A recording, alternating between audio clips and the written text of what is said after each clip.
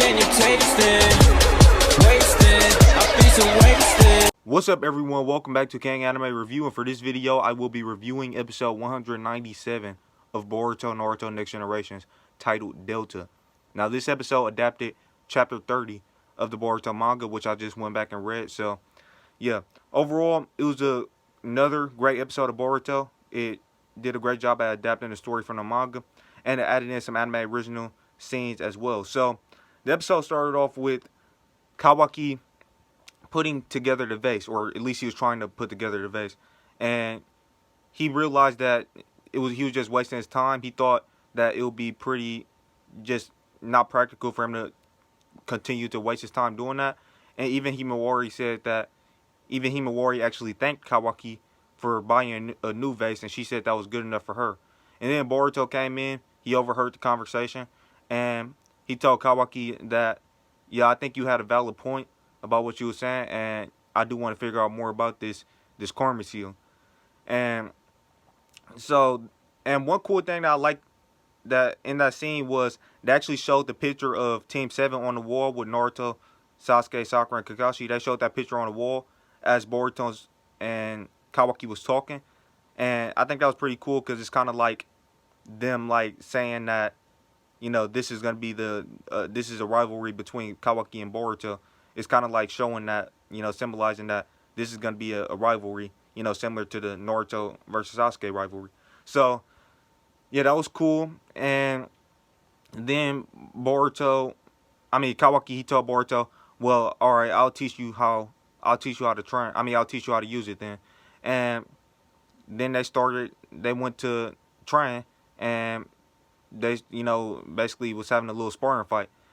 But before we got to this fight, they actually showed they actually had an anime original scene showing Amato talking to Code. That scene was in the manga. And they were pretty much talking about, well, Code asked where Jigen was and stuff like that. They gave us a little bit more information about Code and Jigen and stuff like that. You know, Amato basically said, you know, I thought you wanted to be useful to Jigen, so you should go look at Boro and check out and see what Boro's doing, because he hasn't been answering my calls and stuff like that. And they're still, you know, Amato is still acting like he's trying to find out if it's a traitor in the core, in the inners. He's still acting like he's trying to find that out. So he told Code to go and look for Boro and stuff like that. We also found out that Code can't leave the hideout unless he gets Jigen's permission, which I kind of understand why. Anime onlys, they might think that's kind of weird, but I kind of understand why since I read the manga. But yeah, so, or at least I think I got an idea of why that's the case. But anyways, yeah, so that was an anime original scene. That was okay. And then we went to the fight between Boruto and Kawaki. Now, the fight added in a lot. They added in a decent amount of stuff that wasn't in the manga. And overall, I think the fight was very well done, well animated, and I think they did a good job with it overall. However, I do have one little problem that I have with this fight, which was the fact that Kawaki, his arm got stuck in his arm got stuck in the ground while it was enlarged with his scientific ninja tool. You know, while it was enhanced by scientific ninja tool weaponry that's built into his body, his enlarged arm got stuck into the ground, and actually took him a couple seconds to actually get it out of the ground in order to counter Boruto's Rasengan. Now, like I said, I just went back and reread chapter 30 right after I got done watching this episode. I reread chapter 30, titled Face to Face, and that scene wasn't in the manga with Kawaki's arm getting stuck in the ground. And I think, you know, it was really weird for the anime to have that be the case, because all Kawaki has to do is transform his arm back to normal. It shouldn't have taken him any time for him to get his arm from out of the ground. It was just a pretty dumb thing that they did there. So yeah, that's my only little problem that I had with the fight. Like I said, that wasn't in the manga, so I don't know why they did that in the anime. That was just extremely weird. But anyways, and then Kawaki ended up countering Boruto's Rasengan with his scientific ninja tool arm.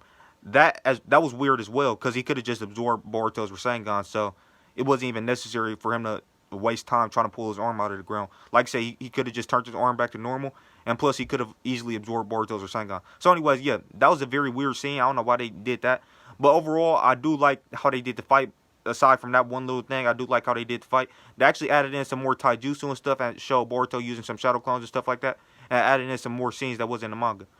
So, and then after that, Delta, she was getting really impatient, waiting on Kashi and Koji and stuff like that. She was doing a lot of complaining about Kashi and Koji and stuff, and she was just getting really impatient. So she decided to go after Kawaki herself, and she had this thing come out of her back, this little robotic, drone type of thing that has eyeballs on it, so she can actually see. Basically, that's linked to her eyesight. It's kind of like how the pain situation was, where all of the pains can see what the other pains could see. It's kind of similar to that, but she can see what's ever on that drone because it's a couple eyeballs on there. And interestingly enough, she said that that little thing doesn't actually have chakra, which to me that's weird. I don't think that was ever even explained in the manga really. But yeah, that's just kind of weird to me because she's is basically. I mean, not necessarily. I mean, it's drones in real life and stuff like that, but they don't have eyeballs on it. So I'm just wondering how that whole thing goes back to her vision. I mean, it's probably just because she's a cyborg, I guess, and I mean, actually, now that I think about it, it does make sense based off of something I remember from the manga. But anyways, so yeah, and then at the end of the episode, Delta appeared in front of Naruto, Kawaki, Boruto, and Himawari during the training spot. Oh yeah, one quick thing I forgot to mention. During the training, Boruto, like towards the end of the training, Kawaki said, "Okay, you're basically you're good when it comes to physical abilities, but I want you to try to absorb this blast I'm about to shoot at you." So he shot a blast at Boruto with this scientifically enhanced ninja tool arm, and he told Boruto, "Don't dodge it, just try to absorb it." And Boruto did dodge it, and then he was in the air, and then Kawaki shot another one at him, and Boruto couldn't absorb it. And Kawaki was like, why can't you absorb it now? You already did it before. I already seen you do it before. And Boruto was like, well, back then I was, like, I wasn't, I was very desperate back then, and I don't remember exactly how I did it. So teach me, tell me how to do it, or tell me what I need to do, or whatever. And Kawaki was just kind of annoyed that he couldn't just absorb it regularly, like he did before. And then they ended up doing Boruto, he was complaining about it, and then Naruto told them to do the unison sign. They did the unison sign, Boruto and Kawaki, and then Boruto ended up seeing Momoshiki. His wounds on his hand actually started to heal, and he actually seen Momoshiki, and he asked Kawaki, "Hey, did you see something?" And Kawaki was like, basically no, or what do you mean? And that whole time, Kashi and Koji was actually watching the sparring fight as well, and he said, he noticed that Boruto's hand absorbed. I mean, his Boruto's hand actually healed. He noticed that, and yeah. So, and then at the end of the episode, like I said, Delta appeared in front of Kawaki, Boruto, Naruto, and Himawari, and yeah, Naruto basically told everybody. Ino informed Naruto about, about somebody coming to the village, and Naruto told everybody to stay down. He's gonna handle it.